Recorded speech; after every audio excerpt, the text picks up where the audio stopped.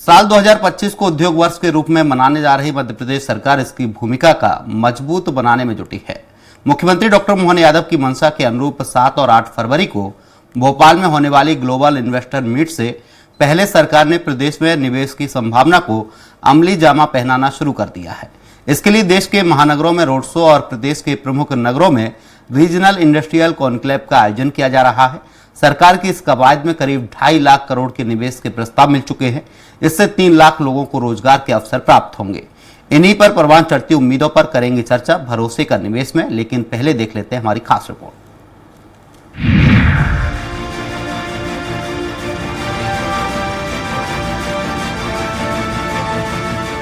औद्योगिक निवेश की उम्मीदें चढ़ी परवान। सीएम मोहन यादव कर रहे हैं देश के महानगरों में रोड शो। प्रदेश के प्रमुख नगरों में रीजनल कॉन्क्लेव का आयोजन। अब तक मिले हैं 2 करोड़ 45 लाख के निवेश प्रस्ताव। 3 लाख लोगों को रोजगार के अवसर होंगे प्राप्त। प्रदेश में औद्योगिक निवेश की कोशिशों में जुटे मध्य प्रदेश के मुख्यमंत्री डॉक्टर मोहन यादव पूरा देश नाप रहे हैं। उनकी कोशिश है कि देश के बड़े औद्योगिक घरानों से लेकर छोटे निवेशकों तक से संपर्क कर उन्हें मध्य प्रदेश में निवेश करने के लिए आमंत्रित और प्रोत्साहित किया जाए। इस कड़ी में देश के महानगरों में रोड शो और प्रदेश के प्रमुख नगरों में रीजनल इंडस्ट्री कॉन्क्लेव की पहल से निवेश की संभावनाएं तेजी से बढ़ रही हैं। इनके माध्यम से 2,45,256 करोड़ रुपए के निवेश प्रस्ताव आए हैं। इससे 3 लाख लोगों के लिए रोजगार सृजित होंगे। अब सरकार का पूरा फोकस 7-8 फरवरी को भोपाल में होने वाली 2 दिवसीय ग्लोबल इन्वेस्टर्स समिट GIS पर टिका है। राज्य सरकार ने वर्ष 2025 उद्योग वर्ष के रूप में मनाने का निर्णय लिया है। GIS से इसकी शुरुआत होगी। राज्य का 1,25,000 एकड़ में फैला विशाल औद्योगिक भूमि बैंक, 112 विकसित औद्योगिक क्षेत्र और 14 नए ग्रीनफील्ड औद्योगिक क्षेत्रों के प्रस्ताव ने निवेशकों को आकर्षित करने में महत्वपूर्ण भूमिका निभाई है। यहाँ टेक्सटाइल, फार्मा, खाद्य प्रसंस्करण, ऑटोमोबाइल और इलेक्ट्रॉनिक्स जैसे बहुक्षेत्रीय औद्योगिक क्लस्टर्स ने राज्य को निवेश के लिए समृद्ध स्थान बना दिया है। 7 स्मार्ट शहरों की परियोजना ने इसे डिजिटल और औद्योगिक प्रगति के मामले में और भी आकर्षक बना दिया है। अटल प्रगति पंथ चंबल प्रोग्रेस वे पर नया औद्योगिक क्षेत्र विकसित किया जा रहा है, जिसके लिए भूमि का चिन्हांकन किया जा चुका है। नर्मदा एक्सप्रेस वे क्षेत्र में भी औद्योगिक क्षेत्र विकसित करने के लिए भूमि का चिन्हांकन एवं ट्रांसफर प्रक्रियाधीन है।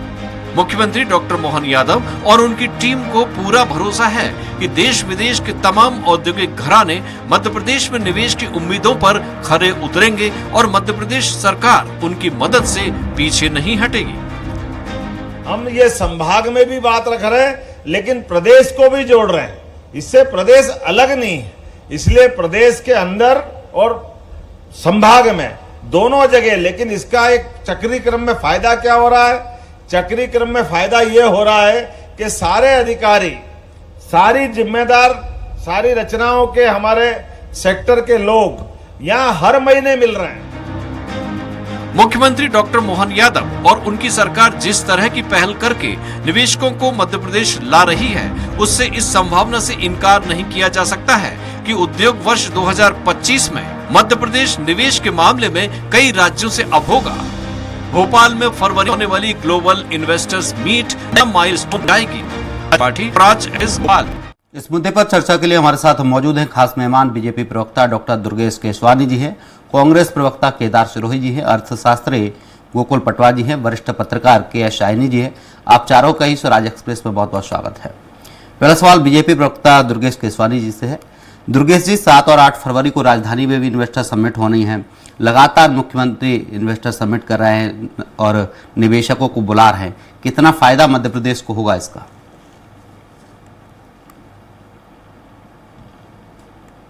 मील का पत्थर साबित होंगे। पूर्व में भी हमने देखा कि रीजनल के माध्यम से हमने निवेश लाने की बात की जी। और आपने देखा अभी जो इससे पहले भोपाल से पहले जो सागर में हुआ था जी, उसमें अनेक जो इन्वेस्टर्स हैं, जो उद्योगपति हैं, उन्होंने मध्य प्रदेश में अपना इंटरेस्ट दिखाने का काम किया।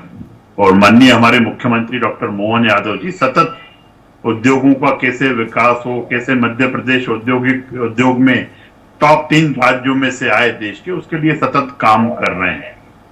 तो दुर्गेश जी, ये मानकर चला जाए 2025 तक मध्य प्रदेश औद्योगिक हब बन जाएगा? निश्चित रूप से उसके लिए सब प्रयास किए जा रहे हैं और मध्य प्रदेश माननीय मोदी जी के मंशा के अनुरूप टॉप 3 राज्यों में से आए, उसके लिए हम सतत काम कर रहे हैं। और अनेक जो औद्योगिक घराने हैं, उद्योग बड़े बड़े इंडस्ट्रियलिस्ट हैं, वो मध्य प्रदेश में अपनी रुचि दिखा रहे हैं। उसका बेसिक कारण ये है अरुण जी, अभी जैसे सागर में जो इन्वेस्टर समिट हुई, अब सागर देखिए, कांग्रेस के समय पे क्या था कि अगर आपको सागर जाना है तो सुबह का नाश्ता, दिन का खाना, शाम की चाय और रात का डिनर सब अपने साथ लेके जाना पड़ता था। और आज जो फर्क आया है, आज हम सुबह घर से अपने निकलते हैं चाय पी के, तो नाश्ता जाके सागर में करते हैं। तो यह बेसिक जो इंफ्रास्ट्रक्चर को, जो माहौल, इंफ्रास्ट्रक्चर का माहौल, प्रदेश का माहौल, कांग्रेस के समय पे दस्यु समस्या हुआ करती थी, नक्सली समस्या हुआ करती थी, सिमी का आतंक था, इन सब चीजों से मुक्त कराकर इन्वेस्टर्स फ्रेंडली मध्य प्रदेश बनाने का काम हमारे मुख्यमंत्री माननीय डॉक्टर मोहन यादव जी ने किया है, जिसको बड़े बड़े उद्योगपति जिस पर विश्वास जताने का काम कर रहे हैं। मध्य प्रदेश को, जैसा आपने कहा कि 2025 तक वो एक हब, उद्योगों की हब बनने के लिए काम करें। आप देखेंगे कोरोना काल में हमारे विरोधी दल वाले मजाक उड़ाते रहे, सब बातें करते रहे, पर स्टार्टअप्स को देश ने आगे बढ़ाने का काम किया।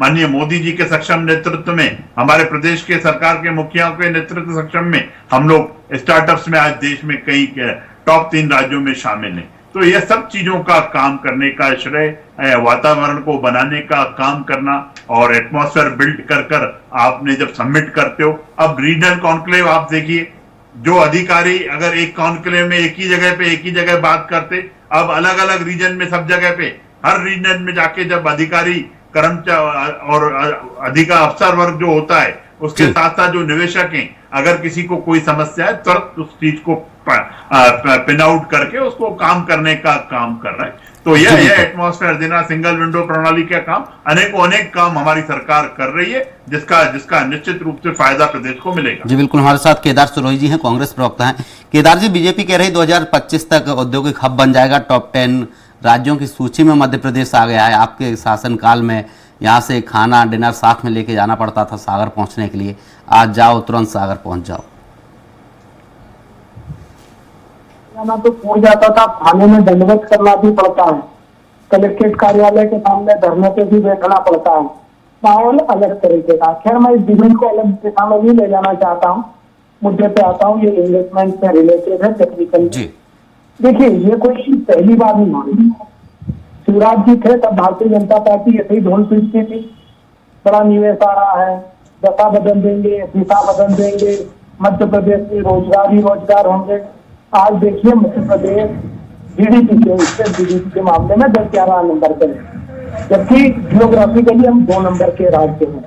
अगर इतने साल में हमारे यहाँ इन्वेस्टमेंट आया होता, अगर भारतीय जनता पार्टी की जो नीतियां हैं वो बहुत अच्छी और फ्रेंडली होती, तो ये 15-20 साल में जो इन्वेस्टरों ने जितना एमओयू किया, उसका इन्वेस्टमेंट का परसेंटेज केशवानी जी के पास होगा, वो ज्यादा से ज्यादा 4-5% है। एम्प्लॉयमेंट जनरेट में भी कुछ नहीं हुआ।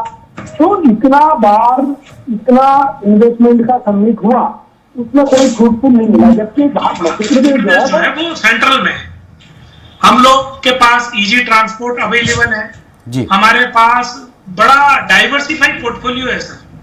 ग्वालियर अलग है, रीवांचल अलग है, इधर महाकोशल अलग है, मालवा निमाड़ अलग है, सेंट्रल वाला अलग है। हम एग्रीकल्चर में बड़े रिच बड़ा पोटेंशियल रखते हैं, ऑर्गेनिक के उसमें, सोया के उसमें, चने के उसमें, पल्सेस जितनी भी है वो हमारे यहाँ बहुत अच्छी है। राइस में बासमती का हमारा बहुत अच्छा मसला है। इन तमाम चीजों का हमारे पास जो स्ट्रेंथ है, उस स्ट्रेंथ के बराबर में भारतीय जनता पार्टी काम नहीं कर पाई। देखिए, भारतीय जनता पार्टी बातें बहुत अच्छी करती है जी, लेकिन ये सही है, इन्वेस्टर समिट लगातार हो रहा है, रीजनल हो रहा है, हर जगह पर हो रहे हैं और लगातार एमओयू साइन भी किए जा रहे हैं। मुख्यमंत्री मोहन देखिए, यादव हम लोग लगातार दौरे पे पहले- दौरा कर देखिए, रहे हैं। आज तोमर साहब, आज नहीं, मतलब मैं कई डिबेट पे इस पे बैठा हूं पार्टी की तरफ जी। से। हम लोग इन्वेस्टमेंट का स्वागत करते हैं, पहली चीज। जी दूसरी बात, हम चाहते हैं ज्यादा से ज्यादा इन्वेस्टमेंट आए, ज्यादा से ज्यादा एम्प्लॉयमेंट जनरेट हो, ज्यादा से ज्यादा हमारे स्टेट का जीडीपी बढ़े। अब जी। सवाल यहाँ पर हम लोग जो पहले भी कह रहे थे, हम हमेशा डिसेंट्रलाइज इन्वेस्टमेंट की वकालत करते आए हैं। हम चाहते थे रीजनल लेवल पे हो, डिस्ट्रिक्ट लेवल पे, इसका हमने स्वागत भी किया। ऐसा नहीं है कि जो डिसेंट्रलाइज इन्वेस्टमेंट के मॉडल आ रहे हैं, देखिए डिस्ट्रिक्ट लेवल पर अलग अपॉर्चुनिटी है, रीजन लेवल पर अलग अपॉर्चुनिटी है और स्टेट लेवल पर अलग अपॉर्चुनिटी।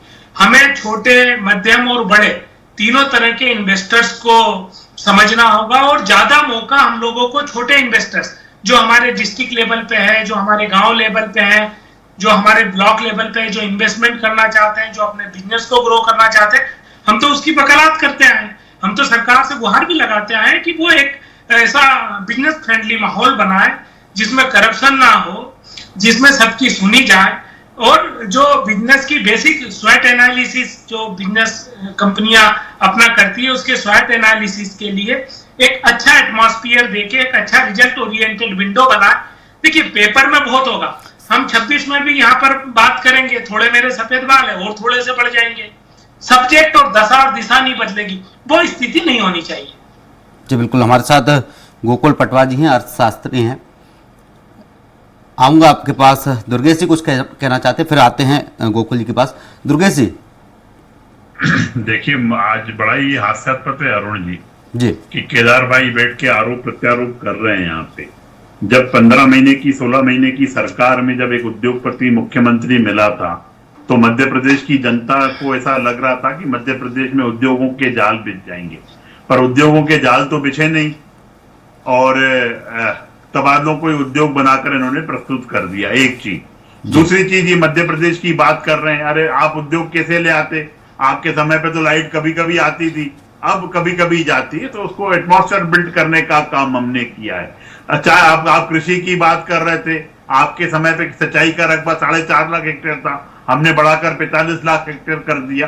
तो आज मध्य प्रदेश, लेकिन दुर्गेश जी आपने खाद भी बढ़ा दिया। अगर मुद्दा अलग है, थोड़ा भटक जाएगा, लेकिन खाद भी आपने लगातार उतना ही बढ़ा दिया कि किसान आज परेशान है। केदार सिरोही जी कुछ जवाब देना चाह रहे थे आपकी बात का। केदार जी। देखिए, ये केसवानी जी शायद भूल रहे हैं कि जितना मध्य प्रदेश में इन्वेस्टमेंट आया वो केंद्र में हमारी सरकार।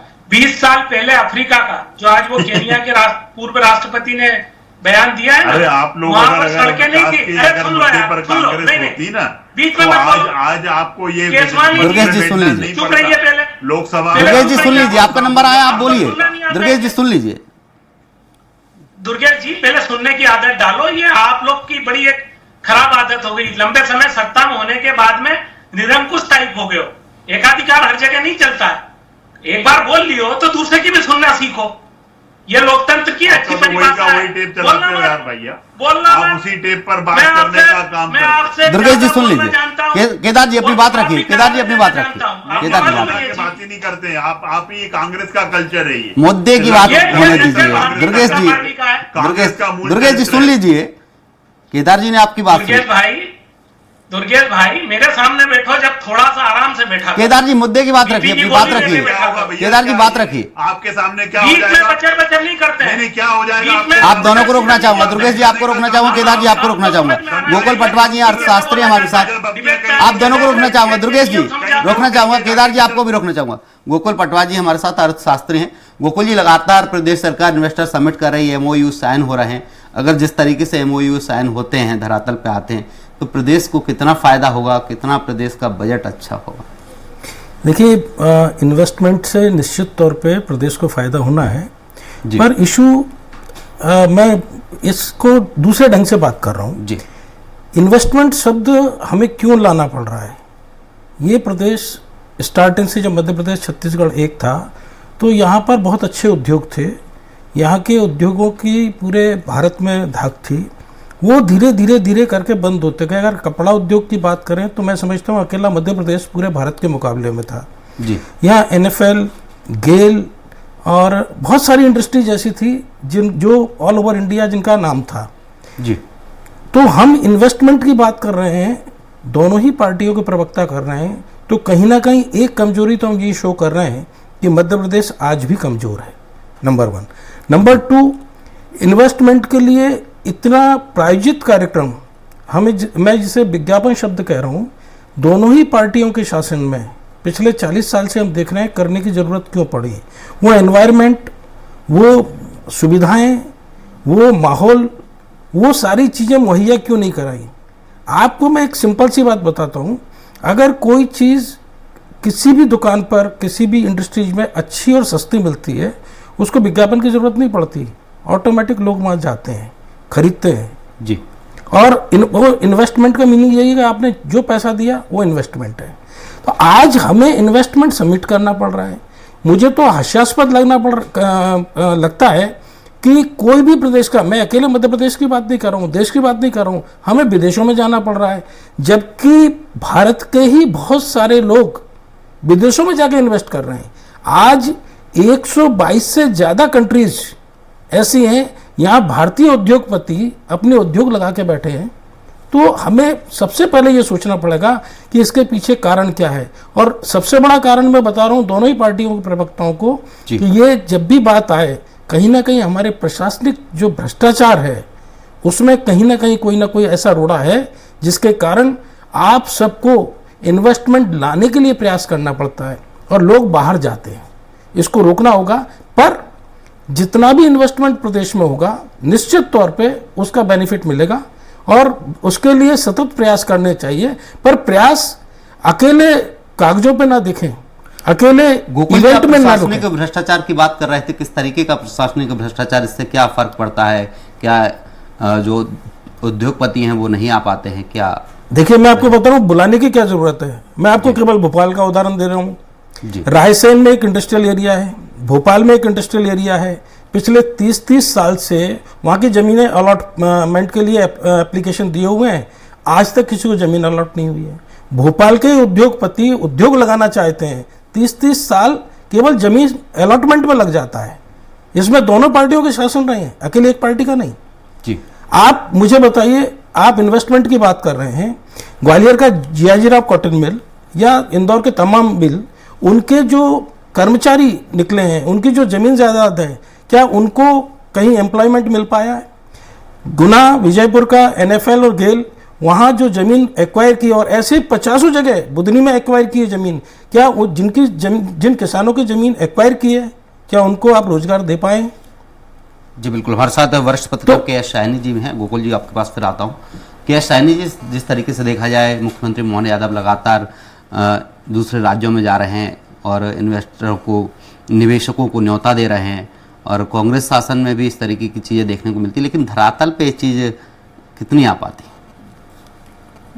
जी, अभी जैसे गोकुल जी ने कहा, उसमें मैं उसी को आगे बढ़ाते हुए कहूँगी कि भ्रष्टाचार के साथ साथ मध्य प्रदेश में रेड टैपिज्म जो है, उसके वजह से भी बहुत सारे इंडस्ट्रीज जो आना चाहती हैं और आती हैं, मतलब जो पिछले जो अपन ने देखा है, इतने सालों से हम देख रहे हैं, और इन्वेस्टर मीट हर साल हो रहा है, लेकिन और MOUs भी साइन होते हैं। एक बार तो शिवराज जी ने कहा अब हम MOU नहीं साइन करेंगे, क्योंकि MOU सिर्फ दिखाने के लिए होता है, लेकिन हम एक्चुअल निवेश जो है लेटर ऑफ इंटेंट करेंगे और उसके बाद हम उस पर आगे बढ़ेंगे। तो मेरा ये मानना है कि कितने भी इन्वेस्टर सबमिट कर लो, लेकिन अगर आप वो माहौल नहीं देंगे, वो एनवायरनमेंट नहीं बनेगा प्रदेश के अंदर, तो इंडस्ट्रीज आएंगे तो भी वो वापस चले जाते हैं। मैं गोदरेज जैसा इंडस्ट्री यहाँ पे मध्य प्रदेश में लगाने के लिए करोड़ों रुपए इन्वेस्ट करने के लिए आए हैं, पर जब यहाँ पे जब बिजली के लिए आपको एक दरवाजा जाना पड़ता है, फिर दूसरे चीज़ के लिए दूसरे, उन्हें 2 साल में तो लाखों का नुकसान हो जाता है जब इंडस्ट्रीज का, तो वो अपना बांध बूंद के दूसरे प्रदेश में चले जाते हैं। तो मध्य प्रदेश का एक सबसे बड़ा दुविधा यह है, एक सेंट्रली लोकेटेड है, लॉजिस्टिकली बहुत जोग्राफिकली वेल प्लेस्ड है, लॉजिस्टिक सेंटर बन सकता है, सब कुछ है, कनेक्टिविटी है, सब है, उसके बावजूद मध्य प्रदेश जो है इन्वेस्टर्स नहीं ला पाए हैं। और इसका एक बहुत बड़ा रीज़न है यहाँ पे जो वर्क कल्चर है और जो ब्यूरोक्रेटिक है, लेबर लॉ जो चेंज करना, कोई भी चीज़ चेंज होता है, एक दिन होता है, अगले दिन फिर दूसरा नया कानून बन जाते हैं, तो इंडस्ट्रीज पूरे तरह से कंफ्यूज होते हैं। तो ये जो मुद्दे जब तक आप सॉल्व नहीं करेंगे और आप इन्वेस्टर्स मीट करते रहेंगे तो ये सक्सेसफुल नहीं। बिल्कुल। दुर्गेश जी हैं, बीजेपी प्रवक्ता है। दुर्गेश जी, जिस तरीके से गोकुल जी ने बताया कि प्रशासनिक भ्रष्टाचार, अगर बड़ी कंपनी आ जाती हैं लेकिन वो टिकती नहीं, 1-2 साल में चली जाती है, क्योंकि प्रदेश की जो व्यवस्था है कि ऊर्जा के लिए अलग, विद्युत के लिए अलग जाना पड़ता है, देखिए अरुण जी, मुझे लगता है कि जो अर्थशास्त्री आज इस पैनल में बैठे हैं जी, वो कह रहे हैं कि विज्ञापन नहीं करने चाहिए और इंडस्ट्री ऐसे ही आ जाती है। तो जो पूर्व उनका की कहना अगर सरकारें आप ब्रांड हमारी हैं तो नहीं- विज्ञापन की जरूरत नहीं पड़ती, लोग चल के आ जाते हैं। नहीं, उसका कारण सुन लीजिए ना, उसको समझ जाएंगे अर्थशास्त्री हो तो, जी कि अगर एक बार आपने नाम खराब हो गया, आप 2003 से पहले आप 10 स्टेट थे, आप में नक्सल हावी था, आपके यहाँ पे सिमी का आतंक था, आपके यहाँ रोड थे नहीं, बिजली आती जाती नहीं थी, बिजली आती ही नहीं थी, तो जब ये सब चीजें थी तो इन्वेस्टर कैसे आएगा? अब उनको कैसे पता पड़े कि लेकिन जो वो शिवराज मध्य सिंह प्रदेश- चौहान के कार्यकाल में तो शायद ये सारी चीजें उपलब्ध हो गई थी प्रदेश तो को। इसीलिए तो इन्वेस्टर आना शुरू हुए ना, इसीलिए तो मध्य प्रदेश आज बड़े स्टेटों की उसमें जमात में शुमार हो चुका है मध्य प्रदेश का, इसी कारण से। जी बिल्कुल। तो हमने जो समय परिवर्तन का करने अभाव है। काम दुर्गेश जी किया- आपको रोकना चाहूंगा, केदार जी से लास्ट कमेंट लूंगा। केदार जी, एक जिस मिनट, तरीके एक से सेकंड, बीजेपी कोई कह रही बात कर दीजिए है, मेरी। दुर्गेश जी अब अरुण रोकना जी, चाहूंगा, एक समय बात का अभाव। बोलिए। केदार जी से लास्ट कमेंट लूंगा। केदार जी, जिस तरीके से देखा जाए बीजेपी कह रही है कि प्रदेश की हालत खराब थी, अब हालत सुधरी है, अब आ रहे हैं निवेशक, कम शब्दों में अपने कमेंट करते 20 साल में जनरेशन चेंज हो जाती है। ये कब तक 20 साल पुराना रोना रोते रहेंगे 25 साल का? वर्तमान की हकीकत जो पटवा साहब ने बताई है वो यथार्थ है। जब तक उस पर सुधार नहीं करेंगे कोई बदलाव नहीं आएगा, बस इनके मीडिया प्रवक्ता बदलते रहेंगे। जी बिल्कुल, समय का अभाव है। आप रुकना चाहूंगा। दुर्गेश जी हमारे साथ जुड़े बीजेपी प्रवक्ता हैं, केदार सिरोही जी कांग्रेस प्रवक्ता हैं, अर्थशास्त्री हमारे साथ गोकुल पटवा जी ने चर्चा की, वरिष्ठ पत्रकार के एस साइनी जी ने चर्चा की। आप चारों ही मेहमानों का तमाम चर्चा के लिए बहुत बहुत शुक्रिया।